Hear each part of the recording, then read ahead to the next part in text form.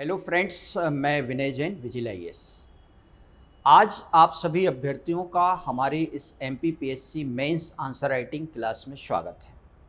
आज हम एक प्रश्न को लेंगे और उस प्रश्न का एनालिसिस करेंगे, उसकी तकनीकी बारीकियों को समझेंगे और जिन अभ्यर्थियों ने 2020 मेंस लिखा है वो अभ्यर्थी इस प्रश्न का तुलना कर पाएंगे कि उन्होंने कैसा लिखा था और उनको कैसा लिखना चाहिए। हो सकता है कि इस उत्तर को किसी ने हमसे ज़्यादा भी अच्छा लिखा हो। अब आते हैं, सबसे पहले फ्रेंड्स मैं आपको बताना चाहूँगा कि विजिल आईएएस का हमने एक कोर्स ऑनलाइन जो है लॉन्च कर दिया है और उसका जो प्राइस है वो 5000 है, 2500 रुपये अभी उस पर डिस्काउंट है। उस कोर्स के अंदर, उस नोट्स के अंदर जो सारा आपका प्रश्नोत्तर है उसका डिटेल्स यहाँ पे मैंने दिया हुआ है, आप देख सकते हैं। जीएस 1 में जो 3 अंक वाले प्रश्न हैं वो 1800 हैं, 50 शब्द वाले जो प्रश्न हैं वो 1000 हैं, 200 शब्द वाले जो प्रश्न है वो 600 हैं। जीएस 2 में 3 अंक वाले प्रश्न 200, यहाँ पे 2000 है ना, इसको 2000 कर लेना। 50 शब्द वाले जो प्रश्न हैं वो 1200 हैं और 200 शब्द वाले जो प्रश्नों की संख्या है वो 700 है। इसी तरह से जीएस 3 में 3 अंक वाले प्रश्न 2500 हैं और 50 शब्द वाले जो प्रश्नों की संख्या है वो 1500 है और 200 शब्द वाले जो प्रश्नों की संख्या है वो तकरीबन 800। एक टेंटेटिव फिगर मैंने आपको बताया है, इनसे कम प्रश्न नहीं होंगे, इससे ज़्यादा ही होंगे। यदि आप इस प्रकार से नोट्स तैयार करते हैं तो आपको इसमें समय ज़्यादा लगेगा और समय ज़्यादा लगेगा तो आप रिवीजन का टाइम उसी अनुपात में आपका कम हो जाएगा। क्योंकि आपकी एग्ज़ाम 24 नवंबर को होने वाली है तो ये जो समय आपके पास है ये केवल रिवीजन के लिए होता है। तो मेरी आप सभी को सलाह है कि आप इस प्रकार का जो स्ट्रक्चर्ड नोट्स है उसको आप प्रेफरेंस दें। आइए अब हम एक प्रश्न को लेते हैं और उसकी चर्चा करते हैं आपके साथ। ये प्रश्न जो है एमपीपीएससी मेंस 2020 में पूछा गया था और ये पेपर 2 में क्वेश्चन नंबर 3.2 है। ये 200 वर्ड्स में पूछा गया था, यानी ये 11 अंक का प्रश्न है। पहले हम प्रश्न को पढ़ते हैं, फिर प्रश्न को हम ठीक से समझते हैं, उसके बाद हम प्रश्न का उत्तर बनाने का प्रयास करते हैं और फिर उत्तर जब बन जाएगा हमारा तब हम उसमें देखते हैं कि उत्तर को जो फ्रेम किया गया है वो उत्तर अपने अर्थ में कितना मॉडल है, कितना आदर्श है, वो आपको पूरा पढ़ने के बाद ही समझ में आएगा। तो प्रश्न ये पूछा गया था कि सेवा क्षेत्र में कौन सी गतिविधियां आती हैं। तो ये प्रश्न का पहला भाग है। सबसे पहले तो आप प्रश्न के कितने पार्ट्स हैं उसको समझ लें ताकि आप उसी तरह से उत्तर दे पाएं। दूसरा पार्ट है प्रश्न का कि मध्य प्रदेश की अर्थव्यवस्था में पर्यटन उद्योग की भूमिका का उल्लेख कीजिए। तो ये इस प्रश्न का दूसरा भाग है। अब आपको सबसे पहले ये करना है कि पर्यटन सेवा क्षेत्र में कौन सी गतिविधियां आती हैं, इसका अनुपात आपके उत्तर में कम होगा। और ये जो आपका प्रश्न पूछा गया है कौन सी गतिविधियां आती हैं, ये आपका एक प्रकार से इंट्रो भी हो जाएगा। देखिए कैसे लिखना है आपको। सेवा क्षेत्र से संबंधित गतिविधियां सीधा लिख दिया मैंने, पर्यटन, मनोरंजन, बैंकिंग, बीमा, सूचना एवं संचार, व्यापार, होटल, रिसोर्ट, परिवहन आदि लिखा हुआ है। अब आपको अभ्यर्थियों को ये सोचना चाहिए कि उसने ऐसा क्यों पूछा, सेवा क्षेत्र में कौन सी गतिविधियां आती हैं। इसका मतलब है कि कहीं ना कहीं वो इस बात को जो पूछ रहा है वो पर्यटन का उसमें एक संदर्भ भी छिपा हुआ है। तो पर्यटन के क्षेत्र में जो भी हमारे सर्विस सेक्टर आते हैं उनका देखिए मैंने यहाँ पे उल्लेख कर दिया जो पर्यटन को सपोर्ट करते हैं। और भी आप कई सारे इसमें सेवा क्षेत्र के जो गतिविधियां हैं वो लिख सकते हैं। लेकिन ऐसा नहीं कि आपने पता चला 50 शब्द में ही गतिविधियां लिख दी, तो आपके जो प्रश्न का उत्तर है उसका जो अनुपात है उत्तर जिस तरह से पूछा गया उत्तर की प्रश्न की मांग के अनुसार वो आपका गड़बड़ हो जाएगा, है ना। अब देखिए, ये पहले प्रश्न का उत्तर हो गया है। अब दूसरा प्रश्न पूछा गया है मध्य प्रदेश की अर्थव्यवस्था। ये पहले ध्यान से पढ़िएगा। अगर आप भारतीय अर्थव्यवस्था में लिख दोगे तो आपका प्रश्न गलत हो जाएगा, या आप अर्थव्यवस्था में लिख दोगे तो आपका प्रश्न गलत हो जाएगा। यानी हमारे लिखने का जो फोकस होगा, फोकस रेंज होगा, वो मध्य प्रदेश की इकोनॉमी होगा। समझ गए आप लोग। तो देखिए, सबसे पहले हमें ये बताना पड़ेगा कि हमारी जो मध्य प्रदेश सरकार है उसने पर्यटन क्षेत्र को उद्योग का दर्जा कब दिया। तो सबसे पहले ये आपके दूसरे पार्ट का इंट्रो हो गया है, ठीक है। तो 2012 में मध्य प्रदेश सरकार ने पर्यटन क्षेत्र को उद्योग का दर्जा दिया।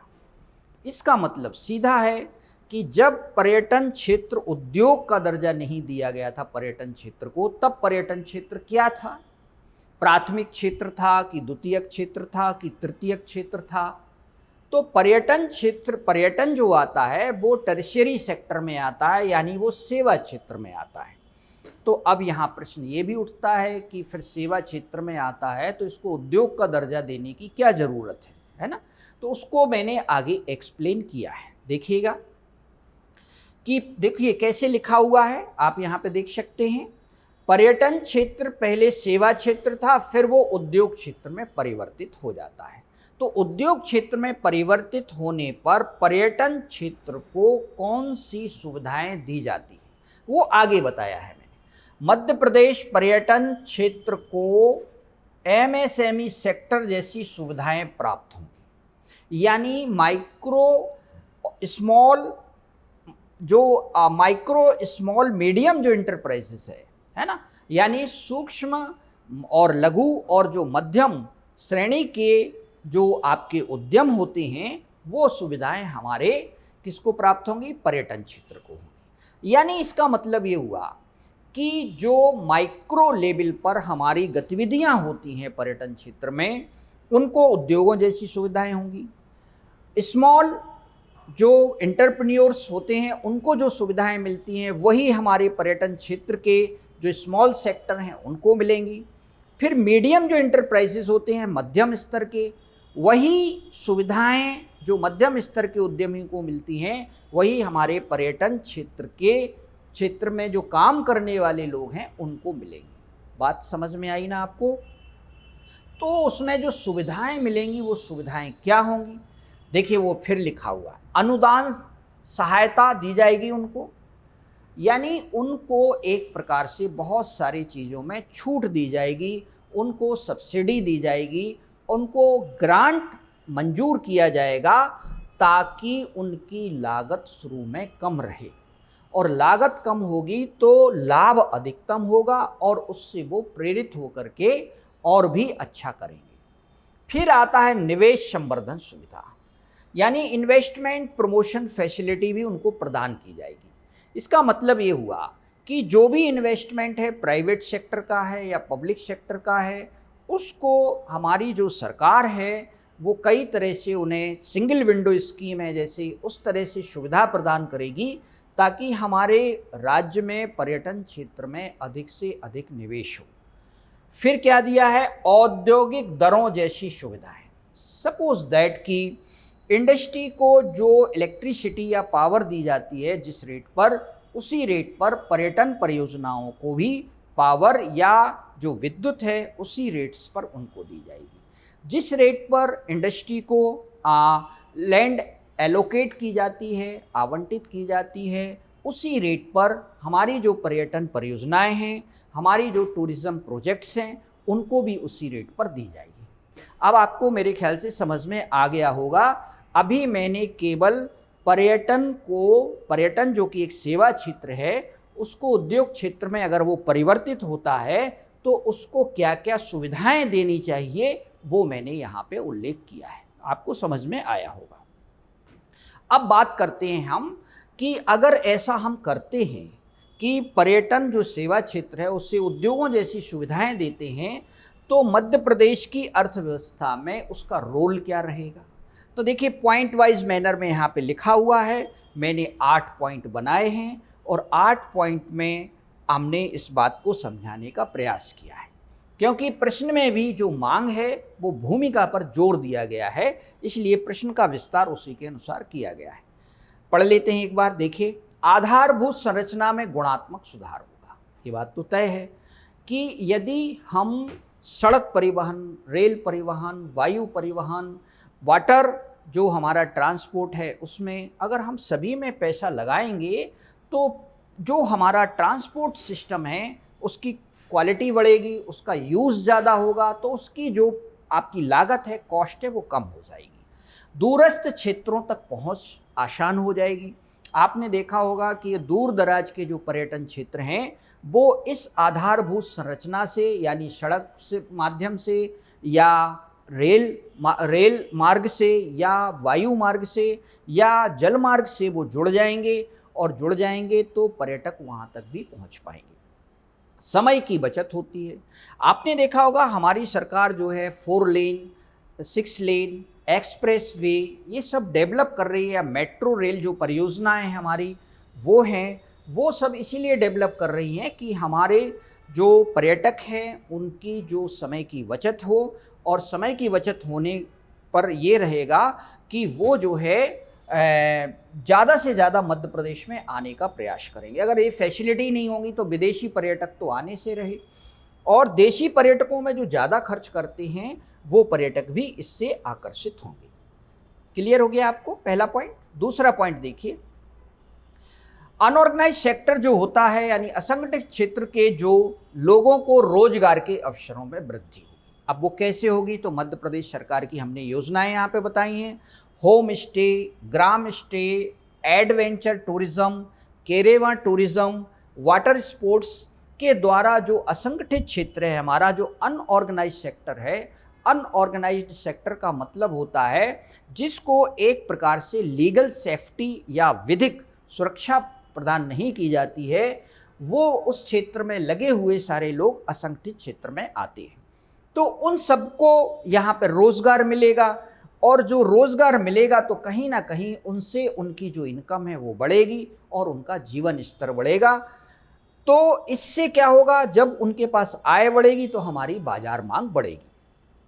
तीसरा, संगठित क्षेत्र में रोजगार के अवसरों में वृद्धि होगी। संगठित क्षेत्र मतलब ऑर्गेनाइज सेक्टर, तो उसमें भी एम्प्लॉयमेंट जनरेशन होगा, एम्प्लॉयमेंट अपॉर्चुनिटीज़ बढ़ेंगी।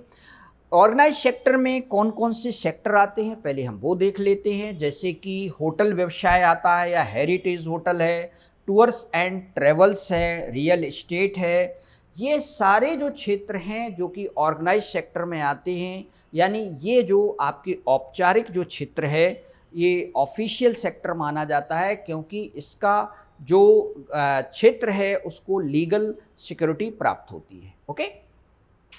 चौथा है कर राजस्व में वृद्धि होगी, है ना, कि हमारा जो टैक्स रेवेन्यू है वो इससे इंक्रीज होगा। कैसे इंक्रीज होगा, SGST यानी स्टेट GST जो है वो बढ़ेगा। स्थानीय निकायों के कर राजस्व में वृद्धि होगी।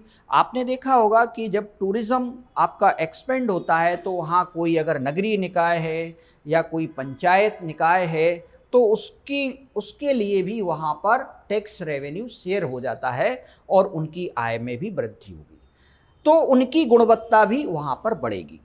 बाह्य निवेश जो है उसमें वृद्धि, है ना। बाह्य निवेश मतलब एक प्रकार से जो एक्सटर्नल हमारा इन्वेस्टमेंट है वो इंक्रीज होगा, है ना। और एक्सटर्नल जो हमारा इन्वेस्टमेंट है वो बाहर से आता है, यानी इसे आप विदेशी निवेश भी कह सकते हैं। और विदेशी निवेश दो तरह से होता है, FDI और FII के फॉर्म में, है ना।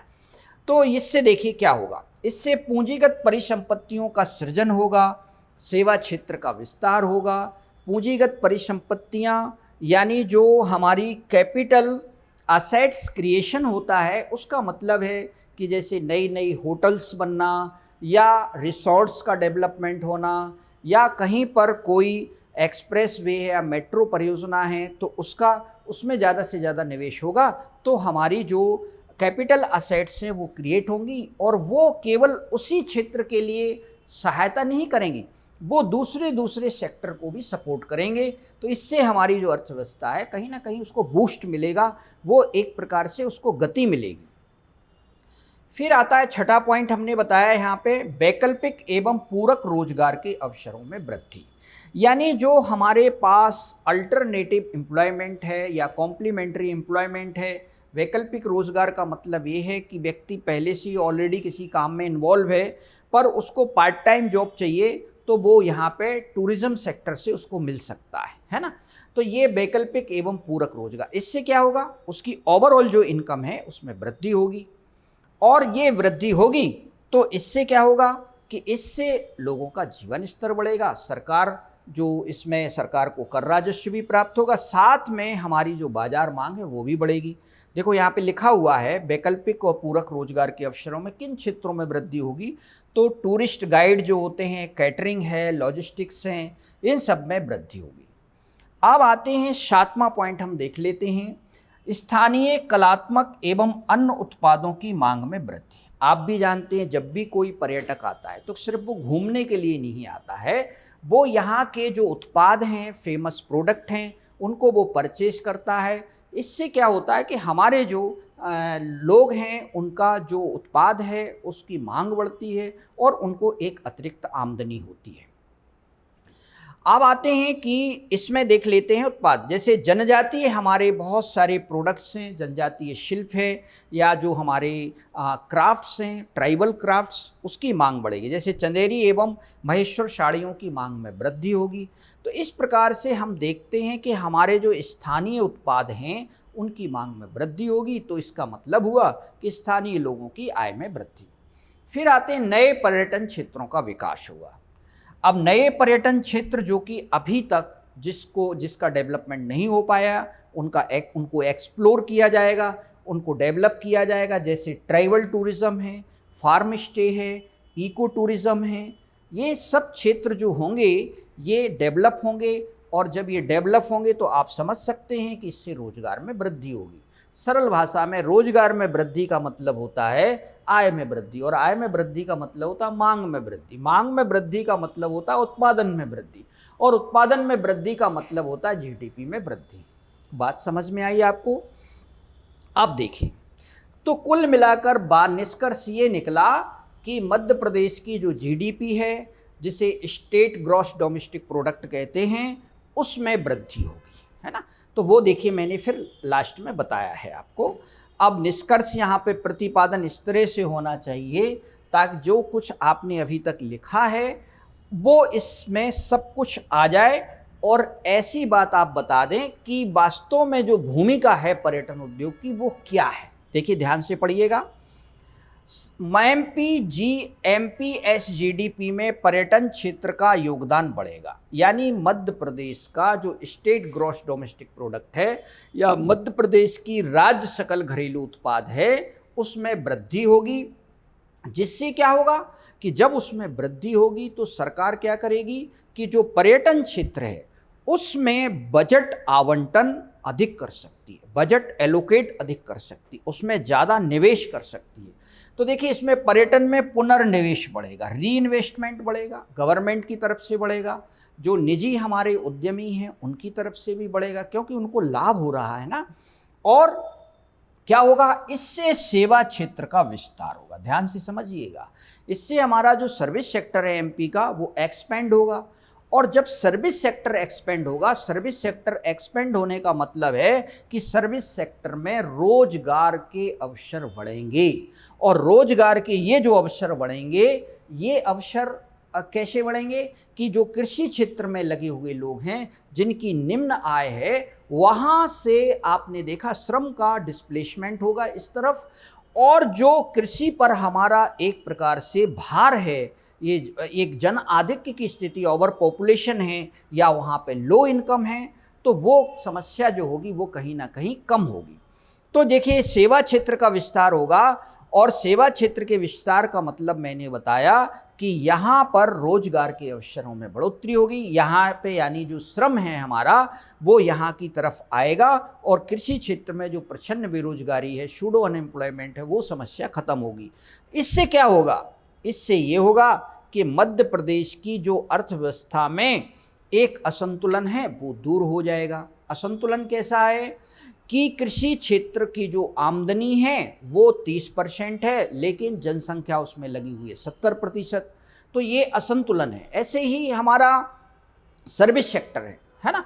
तो इस क्षेत्र में क्या होगा कि हमारी जो अर्थव्यवस्था है उसमें संतुलन आएगा। संतुलन का मतलब ये है कि श्रम के अनुपात में आय, है ना, ये मतलब हुआ। अगर श्रम के अनुपात में आय प्राप्त नहीं होती है तो वहाँ पे हम अर्थव्यवस्था को असंतुलित अर्थव्यवस्था कहते हैं, अविकसित अर्थव्यवस्था कहते हैं, अनडेवलप्ड इकोनॉमी कहते हैं। तो कहने का मेरा तात्पर्य निष्कर्षता ये हुआ कि अगर मध्य प्रदेश में ये जो पर्यटन उद्योग है ये डेवलप होता है तो हमारे मध्य प्रदेश का जो अर्थव्यवस्था का जो असंतुलन है वो इससे दूर हो जाएगा।